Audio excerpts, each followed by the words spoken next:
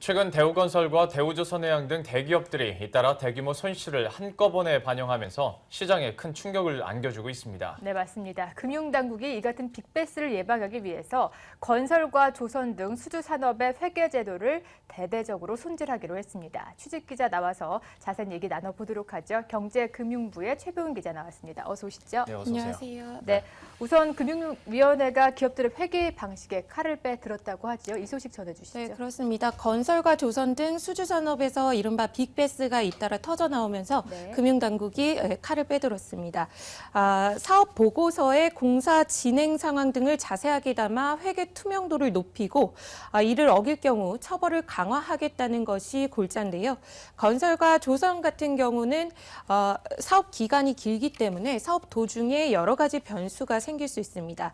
근데 지금까지는 초기 공사 대금 등을 기초로 회계 작성을 해오다 보니 나중에 한꺼번에 대규모 손실이 발생하는 등의 문제가 있었습니다. 앞으로는 매출액 대비 5% 이상 수주 계약의 사업의 경우에는 사업 진행률과 공사 금액 등 주요 정보를 의무적으로 공개해야 하고 분기별로 공사 금액 등을 재산정해서 변동 내역과 이에 대한 충당금 적립 내역 등을 꼼꼼하게 알려야 합니다. 다만 사업장별로 공시하게 되면 그 기업의 영업 기밀 등이 노출될 수 있기 때문에 경쟁력이 약화될 수 있다는 문제가 있어서 사업 부문이 아닌 사업 부문별로 그 주요 내용을 공개하게끔 했습니다. 또 이런 내용들을 회사 내부 감사기구에 보고해서 회계 처리를 잘 하고 있는지 스스로 검증해야 하고요. 외부 감사인들은 감사 보고서에 감사 결과를 기존에는 단문으로 작성해야 하는데 이제는 단문이 아닌 서술형으로 구체적으로 적어야 합니다. 또 하나 눈에 띄는 것은 처벌이 대폭 강화된 점입니다. 앞으로 분식회계가 적발되면 부실 회계를 한 회계법인은 물론이고 이 감사인을 지정한 기업 내부의 감사위원회도 과징금 폭탄을 받을 수 있습니다. 그동안 비슷한 원인으로 발생한 회계 부정에 대해서는 한 건에 대해서만 과징금을 부과했는데 앞으로는 유사 행위더라도 건별로 과징금을 부과할 수 있게 돼 사실상 과징금 상한선이 없어지는 셈입니다. 또 회계법인 대표뿐만 아니라 감사위원회에도 중징계를 내릴 수 있게끔 바꿀 방침입니다. 예, 사실 빅베스라는 것도 조선업의 적자에서 먼저 이렇게 나오는 얘기였고 이런 대대적인 변화도 아무래도 여기서 좀 야기되지 않았을까 싶은데요. 특히 좀 대우조선해양 사태가 큰 계기가 됐었겠죠. 네, 그렇습니다. 대우조선해양은 지난 2분기에 3조 원이 넘는 손실을 한꺼번에 반영하면서 그 시장에 큰 충격을 안겨줬었는데요. 대우건설도 최근에 금융위원회로부터 분식회계 혐의가 확정되면서 20억 원의 과징금을 부과받은 바 있습니다.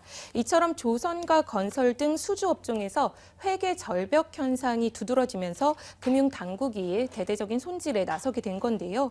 금융위에 따르면 지난 2013년과 2014년 500억 원 이상의 영업 손실을 한꺼번에 반영한 상장 법인이 무려 36개사에 달했습니다.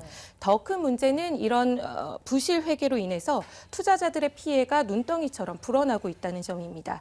실제 대우조선의 경우 대규모 빅베스 문제가 촉발된 지난 7월 이후 그 주가가 폭락했고 이에 따라서 소액 주주들의 손실액이 5,500억 원에 달한다는 것이 금융당국의 추정입니다. 오늘 금융위의 발표 내용을 조금 들어보시겠습니다. 수주산업의 회계 투명성 문제는 경기 민간 업종이라는 수주산업의 산업적 특성과 진행 기준이라는 수주산업 특유의 회계적인 특성이 결합하여 발생한 것으로 보입니다. 먼저 산업적인 측면에서 살펴보면 최근 저유가에 따른 발주처의 지급력 약화, 과거 저가 수주의 여파, 부족한 경험 등이 주요 원인입니다. 네, 회계 투명성을 가져오겠다라는 건데 투명하면 좋겠죠. 하지만 관련 업계는 좀 당혹스러울 것 같기도 해요. 네, 그렇습니다. 조선과 건설업계에서는 이 사업 기간이 길기 때문에 사업 특성상 그동안 해온 회계 관행이다 이런 주장을 하고 있는데요. 장기간 동안 프로젝트가 이루어지다 보니까 여러 가지 대내의 사정에 따라서 사업 비용 등이 수시로 바뀌게 되고 또 결과적으로 미래 금액을 예측해야 된다는 점에서 정확한 비용 산정 등의 한계가 있다는 주장입니다.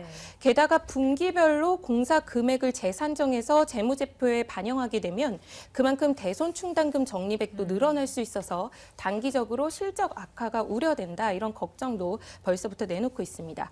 그럼에도 최근에 잇따라 이 빅베스 논란이 터져 나오면서 이를 반면 삼아서 회계 관행을 이번에 바로잡는 기회도 돼야겠다라는 공감대도 형성돼 있는 상태여서요. 조만간 시스템 구축 등 후속 조치들이 이뤄질 것으로 보입니다. 예. 예. 뭐 말을 해준 것처럼 조선업이나 건설업에서 이 관행이라는 미명 아래서 이런 회계 처리들이 용인이 됐었는데요. 이번 방안으로 통해서 이런 관행들도 좀 바뀌어야 될 것 같습니다. 최보영 기자와 함께 이야기 들어봤습니다. 잘 들었습니다.